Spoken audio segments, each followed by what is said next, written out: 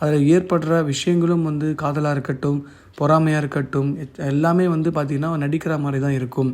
அந்தளவுக்கு எல்லாத்தையும் கிளியராக டாஸ்க்காக பண்ணியிருப்பாங்க. இந்த டாஸ்க்கை வந்து முடிக்கிறவங்களுக்கு நல்ல ஒரு பேமெண்ட்டும் வரும்னு சொல்லப்படுது. இப்போ காதலர்களாக நாங்கள் திருமணம் பண்ணிப்போம்னு சொல்லி வார்த்தை விடுற விஷ்ணு அடுத்து திருமணம் பண்ணுவாரா அப்படின்றது ஒரு கேள்விக்குறி தான். ஏன்னா இவங்களுக்கு ஃபேம் வந்ததுக்கப்புறம் இவங்க அந்த இடத்துல இருக்கிறதுனால பொதுவாக யாருமே அந்த திருமணத்தை பற்றிலாம் யோசிக்க மாட்டாங்க. அடுத்தடுத்து கரியரை பற்றி தான் டெவலப் பண்ண தான் யோசிப்பாங்க.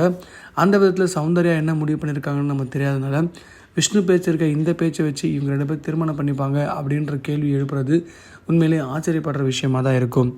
பிக் பாஸ் முடிய போகிற இந்த டைமில் யார் டைட்டில் வின் பண்ணுவார் நகம் கடிச்சிட்டு இருக்க டைமில் என்னடா ஒரு பெரிய குண்டு தூக்கி போகிறாருன்னு சொல்லி ரசிகர்கள் ஏமாற்றம் அடைந்தாலுமே அடுத்தடுத்து வரப்போகிற அப்டேட்னால கண்டிப்பாக வந்து பிக் பாஸ் போட்டியாளர்களுக்கும் அதை பார்க்குற ரசிகர்களுக்கும் மிகப்பெரிய வந்து சந்தோஷமான விஷயங்கள் காத்திருக்குன்னு இது மூலிமா நமக்கு தெரியுது.